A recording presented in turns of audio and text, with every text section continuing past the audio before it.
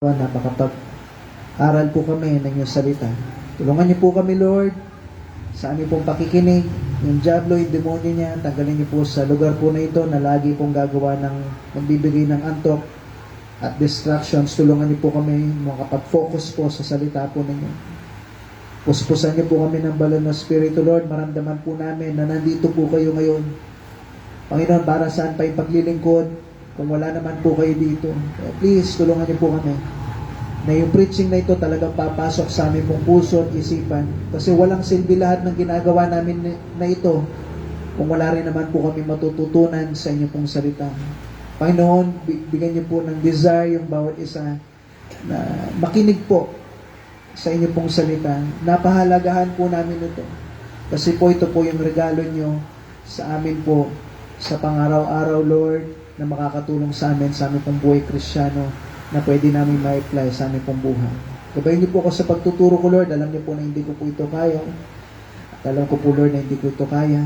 At least, tulungan niyo po ako. Hawakan niyo po yung bibig ko, yung puso ko, yung buong pagkatao ko, Lord, na masabi ko po yung mga salita niyo. At mapurihan po kayo sa lahat ng mangyayari. Tato yung dinadalahin ko sa likilang pangalan, sa pangalan ni Jesus. Amen. Okay po. So, salamat po sa inyo lahat. Pwede na tayo makaupo. So, pag sinabi pong Pasko,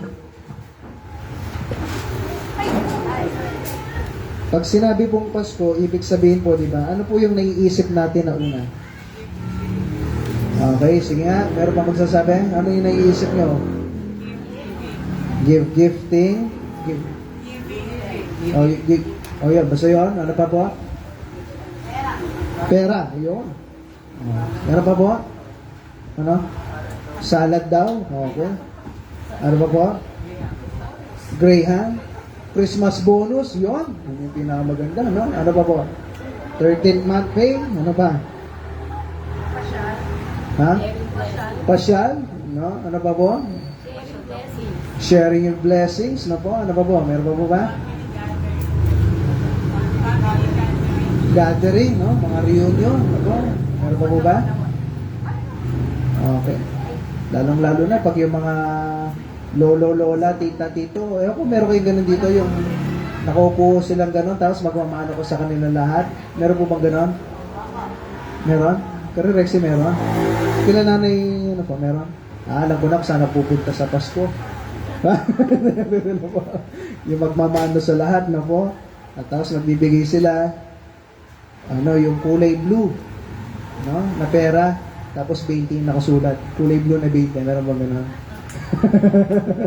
May nakita ko sa Facebook nung minsan po Nagbibigay, ready na daw yung mga blue bills niya.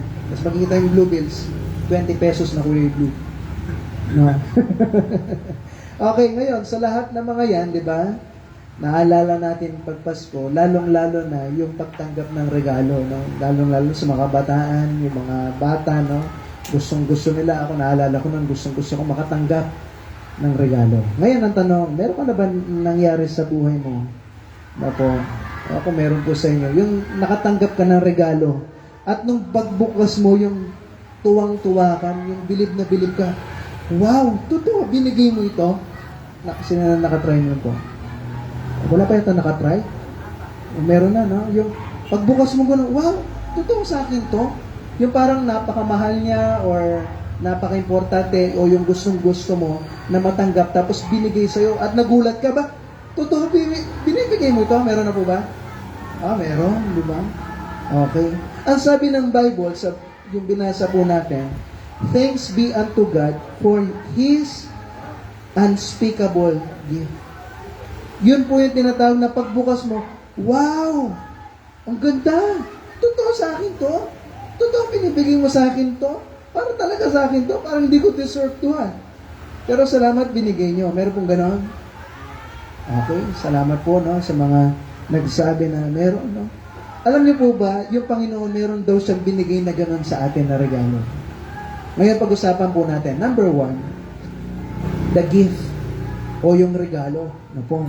The gift o yung regalo. Ano yon? Yung God's love, yung pagmamahal ng Diyos. Sabi ng 1 John, buksan po natin yan. 1 John chapter 4.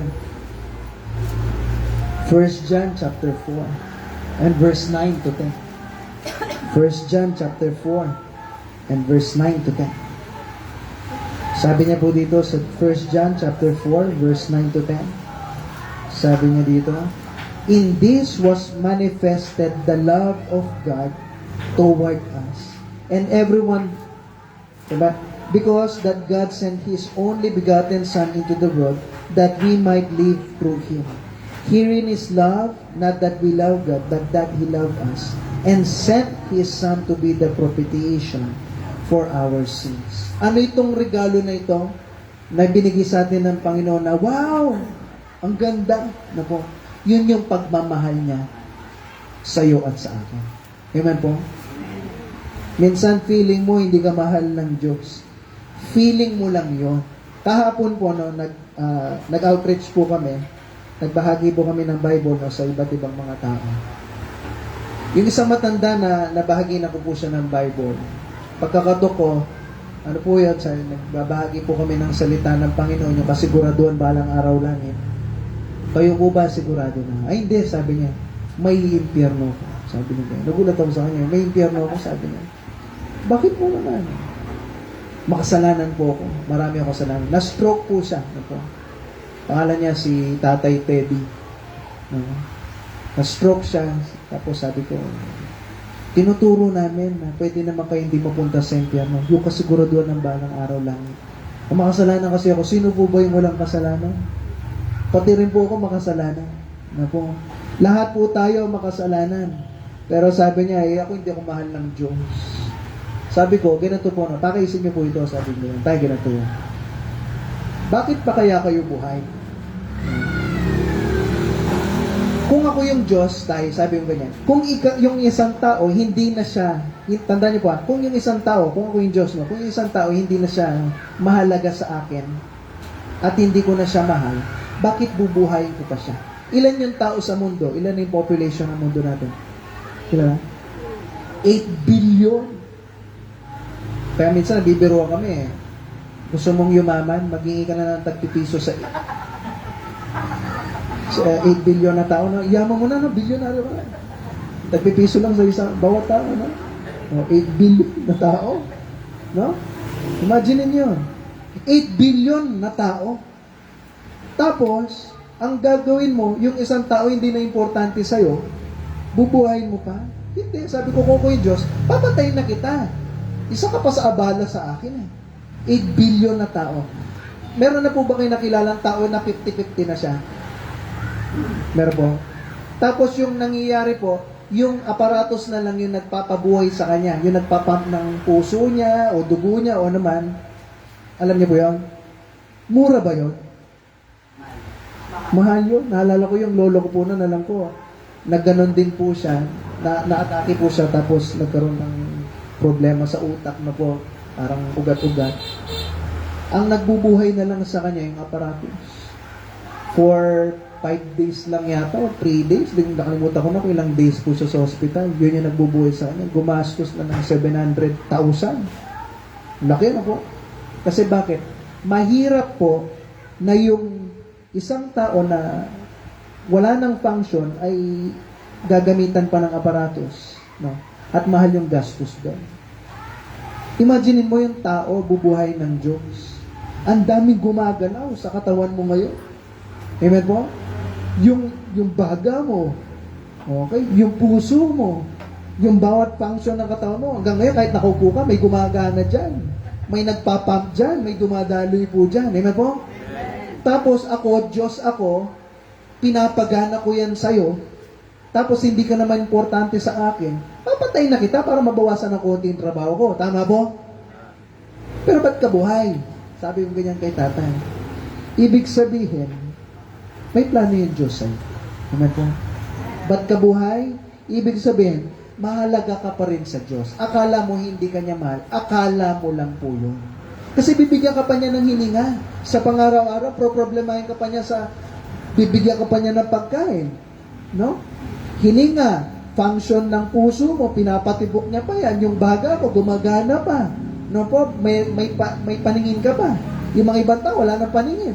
O, may pandinig. No po, may panlasa. Kompleto ka pa. Ibig sabihin yung Diyos, mahalaga ka pa rin sa Kanya. Amen po? Tandaan niyo po, yung pagmamahal ng Diyos, unfathomable yan. O hindi matutumbasan ng kahit anong pag-iisip ng tao. Hindi mo maiintindihan ang pagmamahal ng Diyos. Alam niyo po bakit? Kayong lahat, mahal ko po kayo. Meron akong anak, si KK na po. At kung nangyari po is, sinabi niyo sa akin, Pastor, may nangyari ako, may nagawa akong kasalanan na ang mangyari po sa akin ay bubugbugin ako, lalatiguin ako at ipapako ako sa krus. Pwede po ba na yung kapalit, yung anak nyo, tataputin ko kayo, mahal ko kayo, pero hindi ko kayo ganun kamahal na kung saan ibibigay ko yung anak ko. May mga magulang po dito, yan sila rin, may anak ko kayo. Kaya nyo kapalit yan sa ibang tao, na mamamatay tao, makasalanan sa yung pagbubugin natin. Hindi, anak ko nila. Sila nanay ni Mensa, si Ate Glo, si tatay nanay, si Ate Ruby, si Kuya Dennis. Parang di tumatawa si Kuya Dennis, parang pwede yata, basta. Si Kuya Paul, si Ate Karen, no? Kaya ba?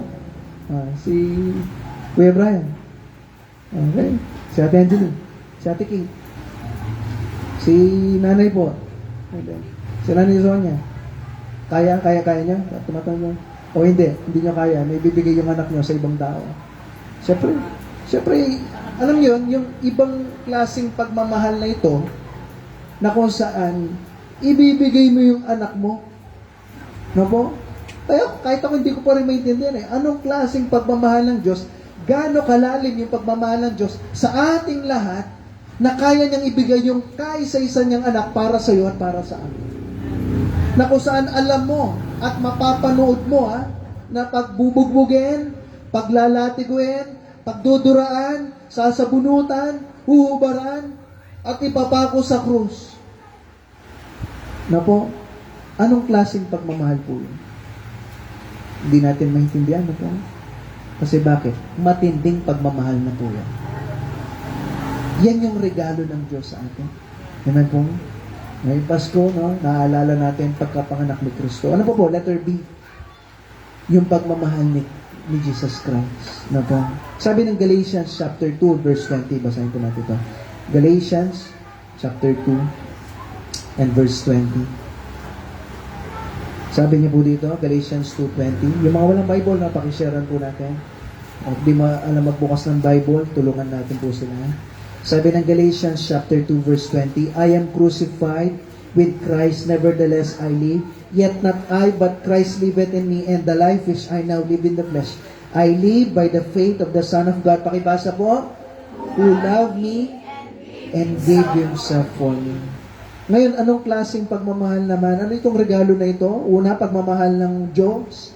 Pangalawa, pagmamahal ni Kristo. Anong klaseng pagmamahal na ibinibigay sa atin ni Jesus na po? Na kung saan kaya niyang magdugo para sa iyo, para sa akin. Merong mga magkakaibigan dito. Itong mga tatlong to no? May mga magkakaibigan dito. At sa inyo, may mga kaibigan kayo. Kung usapan na ng dugo, usapan na ng pag-alay ng sarili, kaya mo ba sa kaibigan mo na ikaw yung papalit, siya yung pagbubugbugin, latiguin, at ipapako sa krus? Kaya mo ba na ikaw yung papalit? Hindi. Kahit sabihin pang best pa kayo at pag nakikita ko, ganun ka pa. Di ba? Kahit gano'n pa ka-best ang tawag mo sa kanya, kaya nyo? Yung tatlo? Di ba? Siya yung babarilin, ikaw yung sasalo ng bala. Ako na lang. Yung iba pa, gagawin nga ikaw na lang. Naalala ko nun merong magkaibigan ako. Merong kwento na magkaibigan, nasa jungle sila, tapos, alam ko na kwento ko na yata may isang bear, humahabol sa kanila. Sabi yung ganyan, kaibigan, anong gagawin natin? Sabi yung ganyan, ewan ko, takbo tayo, mahabol tayo na ito. Sabi niya, teka, sabi niya, napag-aralan ko sa science at sa sa school, yung bear, hindi mo siya ma-outrun o hindi mo siya malalagpasan ng takbo kasi mabibilis po sila. Na mabibilis na takbo, hindi. Hindi mo siya matatakbuhan. Anong gagawin natin? Kahit umakyat yung bear sa puno eh. Anong gagawin natin? Hindi, takbo tayo. Hindi, anong gagawin natin? Mahabol niya tayo. Hindi naman yun yung usapan niya. Sabi niya ganyan. Kailangan lang kitang matakbuhan. Pag nilalapa ka na, okay na ako. Di ba? Siyempre nga naman, pag kinuha na yung isa, habang kinakain siya, makakatakbo na. No? Pero tindi ng pagmamahal kung ikaw yung iaalay mo yung sarili mo para sa kaibigan mo. Anong klaseng pagmamahal, no? Na kung saan yung magulang mo, no? Ito, kahit paano naiintindihan nyo na, siya yung magsasakripisyo para sa'yo. Naiintindihan na natin yun, no? Na kung saan, mga magulang, sila yung gumagawa ng paraan para yung mga anak nila maging okay. Yung asawa mo, nagsasakripisyo para sa'yo. No, naalala ko po noon, nung December 18, last year, December 22 po ngayon.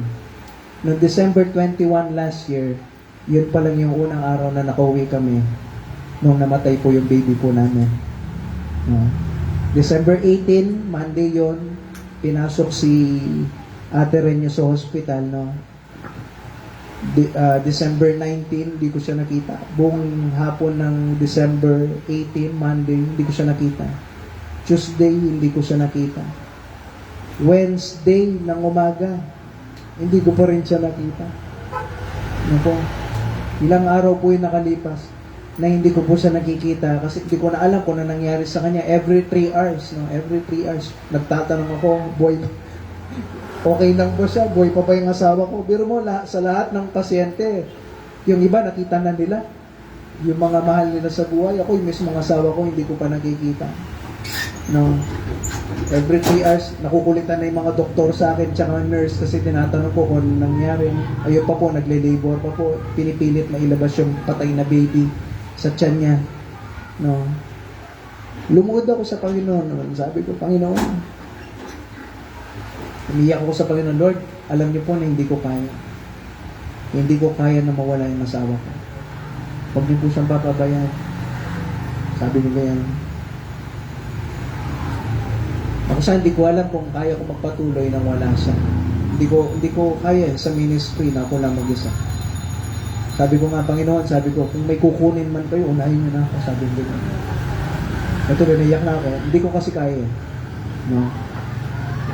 Pero anong klaseng pagmamahal na kung saan, alam mo yun, yung Panginoon, hindi ka naman niya asawa, hindi ka naman niya anak. No? Ginawa ka lang niya. Ginawa niya lang ako. Pero anong klaseng pagmamahal yun na kaya niyang ibigay yung buhay niya para sa iyo, para sa akin.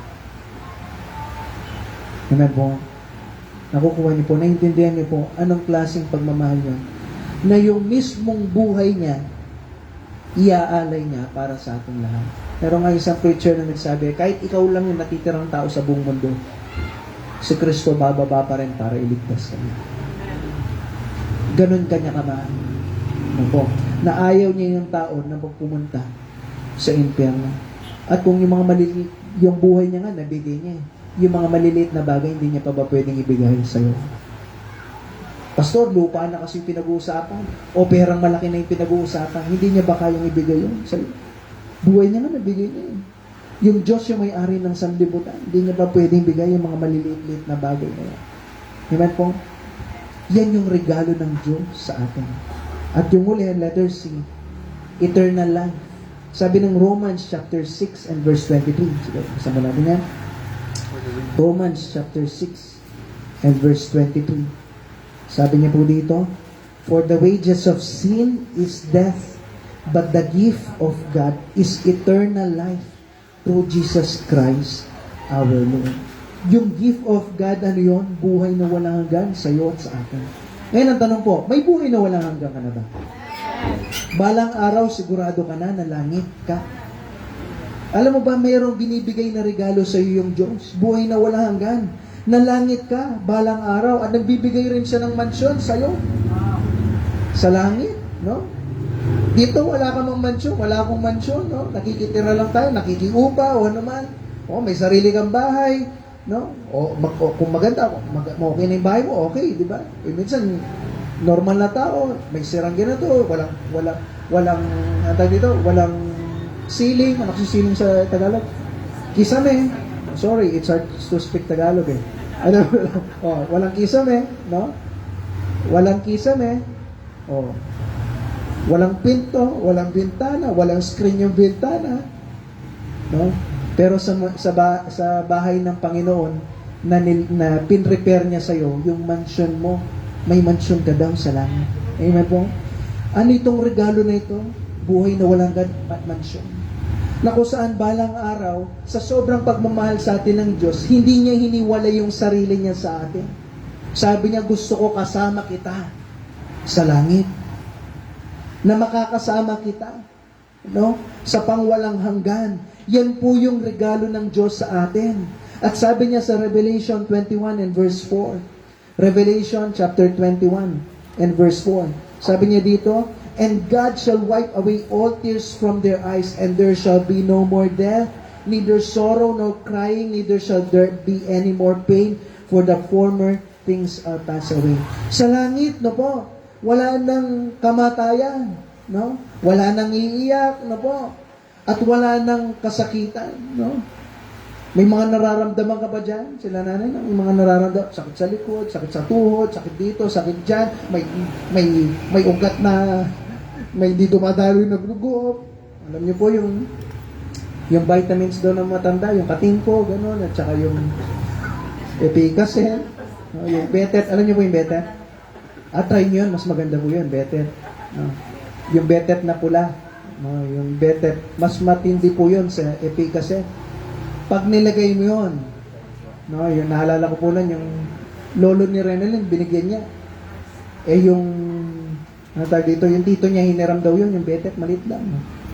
Pinahid niya, hindi niya nararamdaman. Pinakapahid niya, pinakakapal niya daw. Mamaya parang siyang nasusunog daw. Kasi pinakakapal niya, akala niya okay lang eh. Yung betadine minsan, nilalagay ko sa talampakan ko. Kunwari, Sabado, kinalinggo, nakatayo ko dito, nakasapatos, nararamdaman ko pa rin siya, kahit naligo na ako. No? Na kung saan, sa langit, wala na daw ganun, na masakit-sakit. Na po. At tapos, meron pang mansion sa iyo. Na po. Pero alam niyo po ba, kapag pinag-aaralan natin yung regalo, ano yung response ng tao number 2? Okay, ito na yung last. Ano yung response? O yung tugon? O yung sagot ng tao? Pag binigyan yung isang tao ng regalo, di ba meron siyang response doon o sagot doon? No po. At yung normal na sagot ng tao, pag nabigyan ka ng regalo, kunwari kayo, no? Bibigyan ko kayo ng regalo, anong gagawin niyo po? Thank you, tatanggapin. Pero alam niyo ba, yung regalo ng Diyos po na ito, itong tatlong bagay na ito, pagmamahal ng Diyos, pagmamahal ni Kristo at buhay na walang hanggan, hindi lahat po ganun yung response o yung tugon o yung sagot. Ano yun? Ano yung sagot? Letter A gift neglected. Na po. A gift neglected. Na kung saan, kung pag-aaralan natin, no? Na kung saan yung Panginoon, di ba, nung pinanganak po siya, dito sa mundo, bago siya mapanganak, nasa sinapupunan po siya ni Mary. Ano nangyari po? Naghahanap po sila ng lugar, pero bandang huli, meron po ba sila nakita? Wala. Bandang huli, napanganak si Jesus Christ sa sabsaban. Kasi bakit? Busy yung mga tao eh. Ito yung mga panahon na kung saan merong tax kasi, at tapos ang mangyayari, pupunta lahat ng tao doon sa isang lugar na yun, at tapos imagine mo, buntis, kailangan ng mga anak, naghahanap ka pa ng lugar na matitirhan, pero wala. Ewan ko, na-try nyo na po yun. Yung tapat-bad kasi sa isang lugar, tapos wala kang makitang lugar. No? Ang hirap po na gano'n, no? Tapos may kasama ka pang buntis. Imagine niyo ano naramdaman ni Mary, no? Gusto mo nang iiri, pero wala pa rin. No? Si Jesus, ganun po yung nangyari. Bakit po? Kasi yung response po o yung tugon, pinapabayaan lang. Yung regalo, nandyan, pero busy kasi yung tao. Naging istorbo na lang si Jesus Christ sa kanila. Kumusta ka ba, no? Sa buhay Kristiyano mo, istorbo na lang ba yung Diyos sa'yo? Sabi ng pastor, sinabi ko sa inyo, tayong lahat maglingkod sa Diyos. Busy ako, pastor. Nagiging istorbo na lang ba yung Diyos sa'yo? Basa na tayo ng Bible, mag-pray tayo. Busy ako eh. Nagiging istorbo na lang ba sa'yo yung Diyos? Na pinapabayaan mo yung regalo ng Diyos sa buhay mo. Maraming mga taong ganyan na pinabayaan na lang nila. No? Na, busy ako sa iba't ibang bagay. Nahiintindihan naman ako ng Diyos. Meron kami pangangailangan. No? Nagsisimba naman ako. Nagpe-pray naman ako. Nagbabasa naman ako ng Bible. Pwede yun. Nahiintindihan naman ako ng Diyos. Dito na lang ako. Nako, maraming mga taong ganyan. Na kung saan binigay na nga eh. Gusto ng Panginoon na experience mo yung pagmamahal ng Diyos sa buhay mo, yung pagmamahal ni Kristo sa buhay mo, at yung buhay na walang hanggan mapunta sa'yo. Pero pastor, wala eh, busy kasi ako eh. Nako, maraming mga tao pong ganyan, naninineglect po nila yung salita ng Panginoon. Busy sila sa kanilang pong mga buhay, sa kanilang pong mga business, sa kanilang pong pag-aaral, sa kanilang pong buhay-buhay na ginagawa sa pang-araw-araw. Makikita mo, busy daw sila, wala silang oras, pero nakupo lang sa isang tabi at walang ginagawa. Na po? Kasi bakit? Ninineglect mo nila. Hindi talaga mahalaga po sa kanila. Na kung saan parang ang buhay nila is 1,000 years pa yung lilipas, no? Kaya marami pa silang oras, kaya hindi pa nila pinapahalagahan yung Panginoon sa buhay po nila. Darating rin tayo dyan, pastor. Busy ako eh. Sige, hindi ako mangangako, pero darating rin tayo dyan. Pupunta rin ako minsan dyan. Pero wala naman talaga sa puso. Nini-neglect po nila. Pero kung titignan nyo po, no? Kung titignan nyo mabuti, maraming mga tao, kung titignan nyo, tayo, nandito tayo ngayon, paglinggo. Pero kung pupunta ka ngayon sa mall, mas maraming tao. Busy sila, di ba? Pero nasa mall sila. Kung pupunta kayo ngayon ng beach, o pasyal, o yung party, nandun sila po ngayon. Wala sila dito. Na po? Wala sila sa loob ng simbahan na nagbibigay ng oras sa Panginoon. Bakit? Kasi ninineglect nila. Walang halaga po sa kanila ito. Na po, ngayon ang tanong, isa ka ba doon sa mga tatlong response po ito, tatlong sagot. Una, ang sagot na kung saan ninineglect mo yung salita ng Diyos, yung buhay na walang hanggan, yung pagmamahal ng Diyos sa iyo at pagmamahal ni Kristo. Pangalawa, letter B, a gift rejected. Sabi ng Matthew chapter 2 and verse 1. Matthew chapter 2 and verse 1. Sabi niya dito, now when Jesus was born in Bethlehem of Judea, in the days of Herod the king, behold, there came wise men from the east to Jerusalem. So ito yung panahon na kung saan si Jesus Christ may papanganak na, o napanganak na po. At yung pinakahari ay si Herod. Herod na po. Na kung saan isa siyang paranoid kung pag-aaralan niyo po sa history. Paranoid po siya. Dahil ayaw niya makuha yung trono niya, meron siyang 10 asawa na po. Pinatay niya yung isang asawa niya at pinatay niya yung 3 matatanda niya mga anak. Kasi bakit? Baka punin yung trono. Hindi na po. At kung titignan nyo, dumating yung mga wise men na po, hindi po siya 3 kings. Kaya ginawa lang na 3 kings kasi iniisip nila yung gold, frankincense, and myrrh na ibinigay kay Kristo, no, dahil 3 yun, siguro 3 sila. Pwede naman na, alam niyo, minsan pag may birthday party, di ba, hindi naman lahat nagbibigay ng regalo. Yung iba, nakikikain lang at pagka-uwi, kumakanta ng yung balutin mo. Gano'n, di ba? Natawa niyo ba? No? May nakaka-relate na ba? Okay. Hindi naman, sabi wise men eh. So marami. Pag men, di ba marami? Pag man, isa lang. So hindi rin sa 3 kings, wala rin kayo mababasang hari po sila. Ano po? So, wise men po, ayan o, sabi niya dito sa verse 1, there came wise men. Okay? Walang sinabi kung ilan po sila. Hindi rin sila 3 kings. Ano po? At pumunta sila kay Herod at sinasabi, meron daw pinanganak na Jesus Christ, no? Na Messiah. Okay?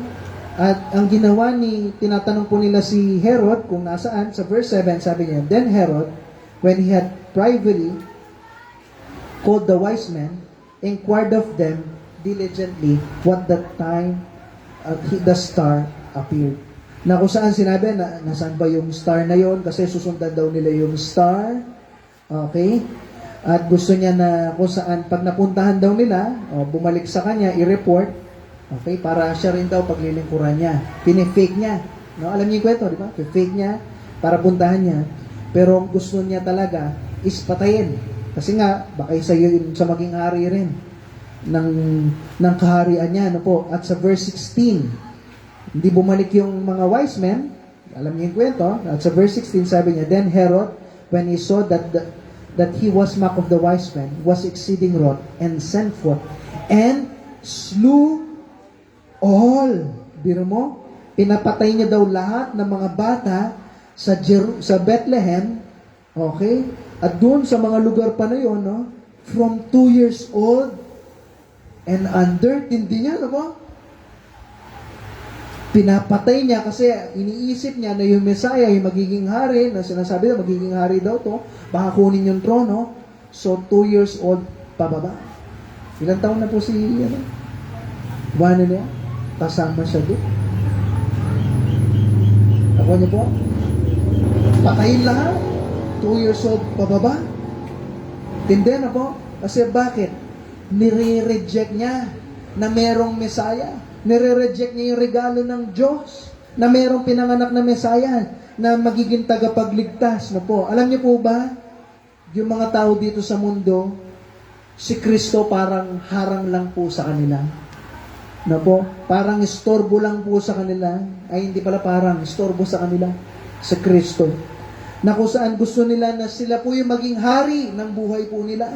Na po, na gusto nila, Pastor, kung late man ako, pagpasensya mo na, wala ganyan talaga Di ba? Buhay ko to No? Huwag nyo nang pakilaman yung buhay ko. Naglilingkod ako sa Panginoon, pero pwede na yun. Huwag nyo nang pakilaman yung bisyo, yung paglilingkod ko sa Diyos, kung late man ako, kung hindi nagiging priority yung Diyos sa buhay ko, kung minsan papalya-palya ako sa Sunday, sa Wednesday, kahit wala ako, pagpasensyahan nyo na, maglilingkod ako sa Diyos, pero kung paano ko kagusto, kung anong gusto ko, yun yung masusunod. Kasi, ako yung hari ng buhay ko. Kumusta ba tayo? Ginaganyan ba natin yung Panginoon sa buhay po natin? Na kung saan ikaw yung nagiging hari, imbes na yung Diyos yung nagiging hari. Amen po? Ganun ka ba? No? Ganun ba ako? May mga nasasabi po dito sa church, paglingkuran natin yung Diyos, mahalin natin yung Diyos, ganito ganyan yung buhay natin, dapat maging maayos sa harap ng Panginoon. Pero lahat ng yon, bandang huli, ikaw pa rin yung magdidesisyon po niya. Hanggang sabi lang po ako sa inyo. Pero yung bawat buhay natin, tayo yung may control niya. Na po, hindi ka kukontrolin ng Diyos na para kang puppet o robot. Pag ginano niya, aandar ka. Pag ginano niya, uurong ka. Pag ginano niya, kakanan ka, kakaliwa ka. Hindi ganyan po tayo. May sarili-sarili tayong choice. Na po. Ngayon, ano yung choice mo? Papakinggan mo yung salita ng Panginoon, i-apply mo sa buhay mo. O ikaw yung hari ng buhay mo. Na kung saan, kung ano yung gusto mo, yun yung susundin mo. Ibig sabihin nun, nire-reject mo ang Panginoon. Una, ano po yung una? Ninineglect. Pangalawa, nire-reject. Pangatlo po, ito na yung last. Accept. O tinanggap. Sabi ng Luke, ito yung napag-aralan natin ng last time na po. Sino kasi itong mga ito po? Naalala nyo? Nakalimutan na. Okay po. Ano po? Yung mga shepherd. Okay, shepherd. Ano po? Yung mga shepherd. O yung mga pastol. No? Nalaman nila sa verse 11, may mga anghel, di ba? Naalala niyo po yun? May mga anghel na nagsikantahan. Okay? At sa verse 11, sabi niya, in-announce sa kanila, "For unto you is born this day in the city of David a Savior, which is Christ the Lord." Okay? Sinabi na mayroong ipinanganak, may tagapagligtas. Ang pangalan niya si Kristo, na ating na Panginoon. Na po, sa verse 12, sabi niya, at ano daw yung sign? Okay, makikita daw yung baby na yon.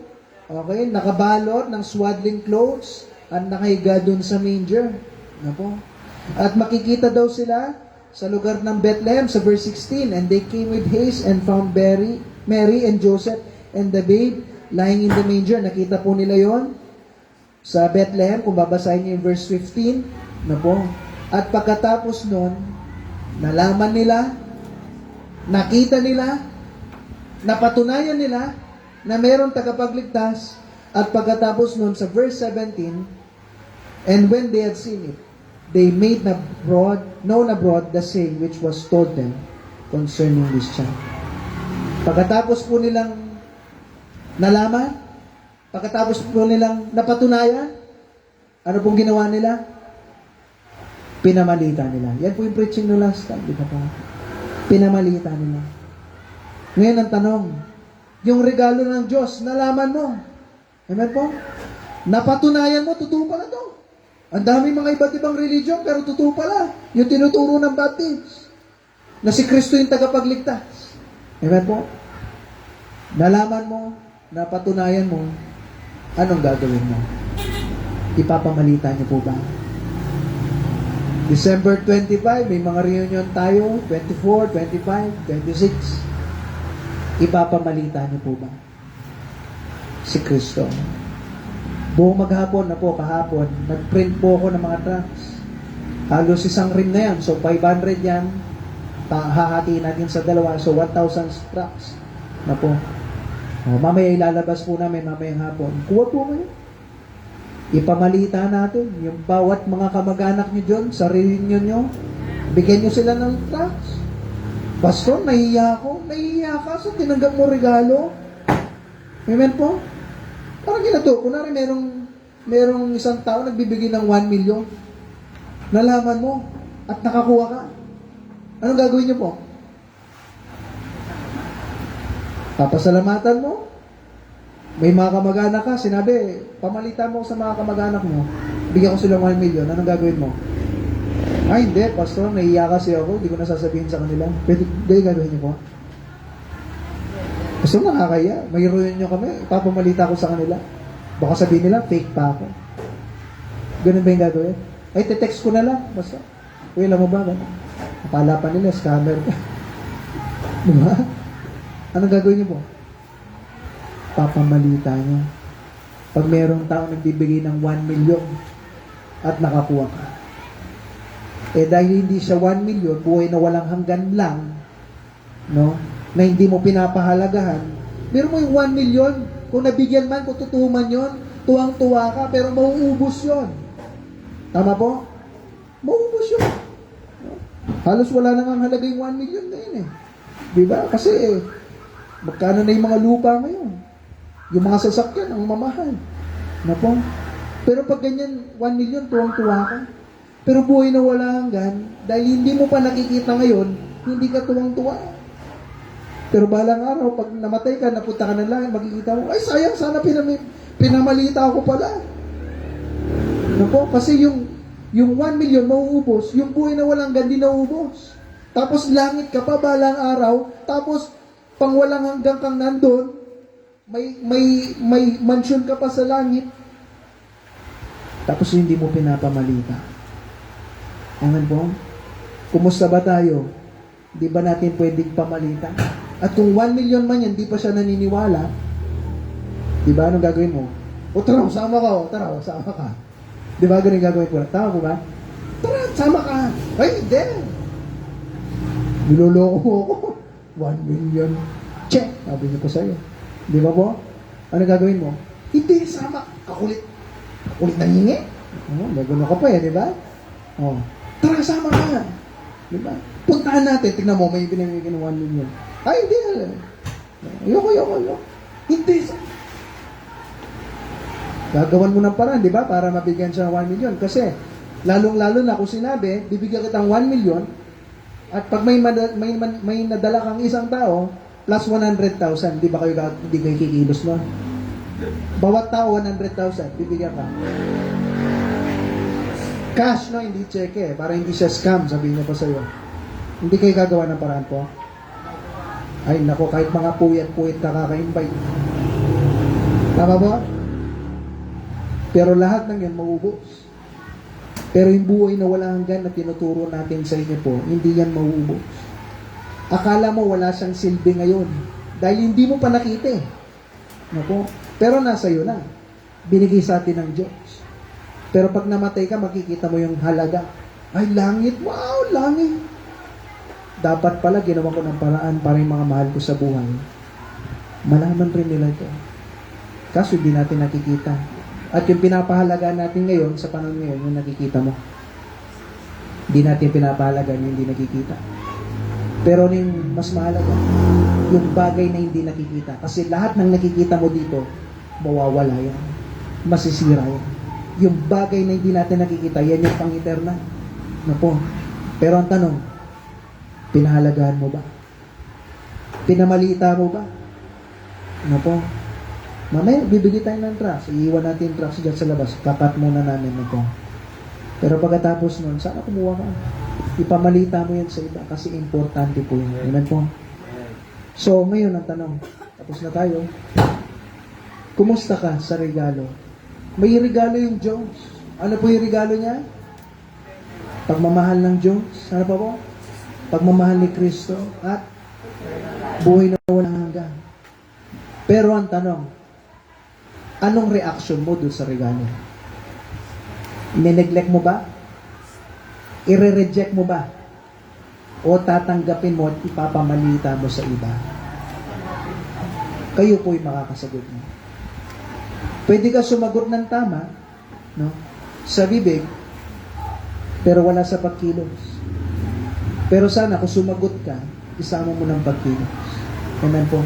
Kasi yung mga mahal mo sa buhay, soon mamamatay yan. Bigla ka, alam niyo po ba, ang buhay parang ganun lang. Kamukha kagabi, lumabas po kami dyan, kasama kinatid ko yung mga bata, papunta ka rin tatay, may nakita kaming nakatumba na motor, na po, may na-aksidente, may ambulansya, pero yung motor, durog yung, anong durog niya? Parang upuan yata, no? Buong gilid ng motor, durog. Yung ambulansya nandun lang. Hindi ko po alam kung ano nangyari. Siguro, baka patay na yung kaya hindi na tumuloy yung ambulansya sa ospital. Kasi nandun lang yung ambulansya eh.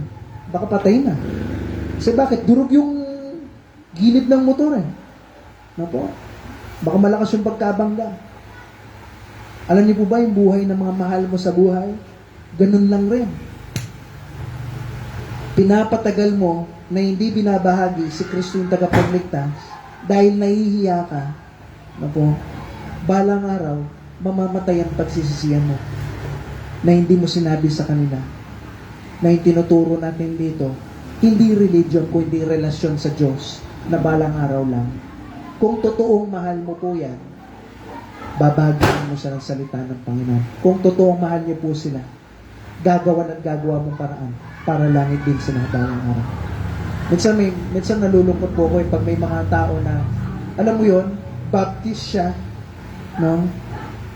Wala po ako pinapatamaan dito, no? Kasi kahapon may nabahaginan po kami. Baptist siya, tapos girlfriend niya o boyfriend niya, no? Oh, tama, dinala niya sa church. Pero kung tatanungin mo yung girlfriend o boyfriend niya, hindi sila sigurado balang araw lang. Alam niyo yun? Kung totoong mahal mo yan na nililigawan mo,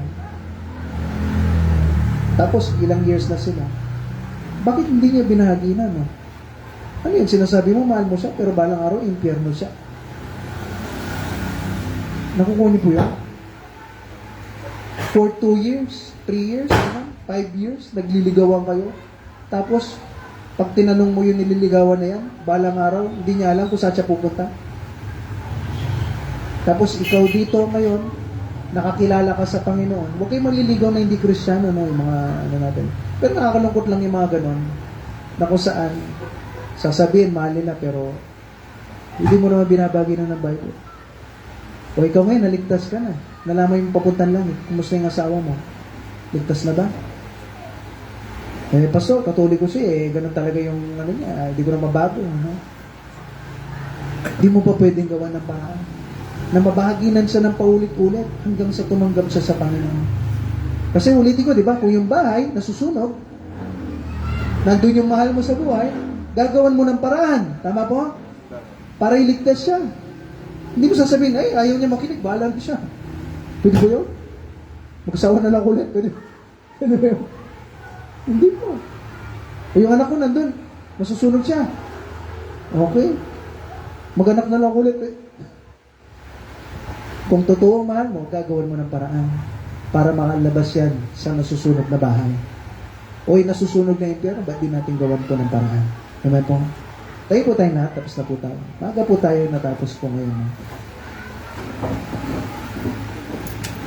Kapag nakapikit ang mata, nakayo po yung ulo. Maiksi po yung ating pag-aaral, pero sana naiintindihan niyo po. Maganda yung maiksing malaman. Pero mo may buhay na wala hanggan ka. May pagmamahal ka ng Diyos, may pagmamahal ka ni Kristo. Pero ano yung response mo, yung tugon mo, yung sagot mo dyan? Pinapagwalang bahala mo po ba? O nire-reject mo, Pastor, wala, ito yung buhay ko pasensya na, hindi ko talaga matanggal Na po? Ikaw ba yung hari ng buhay mo, yung Panginoon? O ang ginagawa po natin, pagkatapos natin tinanggap, pinapamalitan natin. Kontento ka na ba na ikaw lang mag-isa na nandito? Wala yung magulang mo, wala yung asawa mo, wala yung anak mo, o kulang yung anak mo, di kayo kompleto, wala yung mga kapatid mo. Kontento ka na lang bang ganun? Hindi ba pwede na kung saan makompleto kayo? Makompleto po tayo.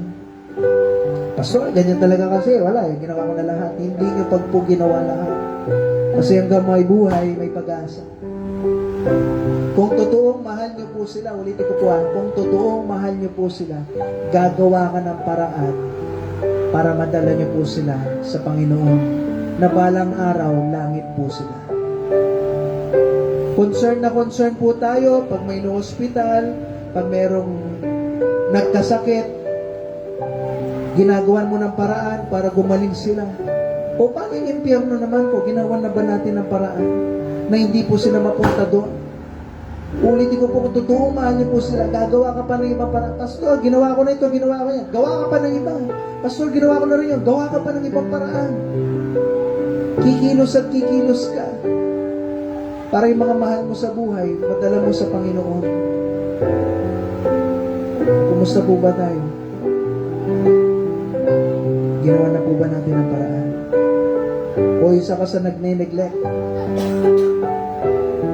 na hindi na mahalaga sa'yo yung salita ng Panginoon, napapabayaan lang. Napapabayaan yung buhay Kristiyano natin, wala tayong oras sa Diyos, busy tayo sa iba't ibang bagay. Kung nire-reject natin yung Diyos, nire-reject natin yung turo ng salita ng Panginoon, paulit-ulit, nang sasabihan, iwan na natin yung pagsusugal, pag-iinom, paninigarilyo, pagmumura, pagkilos na hindi tama, iwan na natin lahat ng yan at paglingkuran na natin yung Diyos. Pag hindi niyo po pinapakinggan yan, ibig sabihin, nire-reject niyo po yung salita ng Panginoon. O isa ka sa mga tao na nakikinig. Pastor, opo, totoo po yan. Tama po yan, Pastor. Sige po, gawan natin ang paraan para yung mga ibang tao makakilala rin sa Panginoon. Lalong-lalo na yung mga mahal ko sa buhay. Magpapasko. Excited ka magbigay ng regalo sa kanila, pero yung totoong regalo na buhay na walang hanggan, hindi natin may bigay-bigay. Pastor, nakaka-nervous kasi, nakakaba, nakakahiya. Lulukin na po natin lahat ng yan.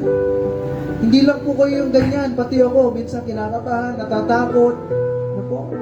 Pero kung totoo mahal natin sila, gagawa tayo ng paraan. Kahit mga galit-galit na po sila sa atin, ang importante na bahagi na natin sila ng katotohanan ng salita ng Panginoon na langit po balang araw. Pwede po mas makasigurado na si Kristo yung tagapagligtas. Kumusta po ba tayo? Magpapasko po. Ibigay ka sa mga apo mo, sa mga pamangkin mo, sa mga katrabaho mo, ano man, sa mga mahal mo sa buhay, sa mga anak mo. Pero yung regalo ng Diyos na buhay na wala hanggan, bakit hindi po natin may bigay-bigay? Encourage ko po kayo. Bigyan natin. Mamaya po, kuha kayo ng drugs. Magtutupi po kami mamaya at magkakan. Nag-pray po ng marami. Sana po gawan po natin ang paraan.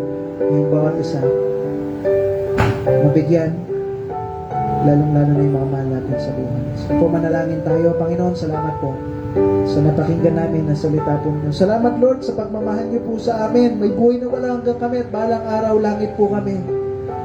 Panginoon, tulungan niyo po na wag po kaming mahiya na ibahagi ito sa iba.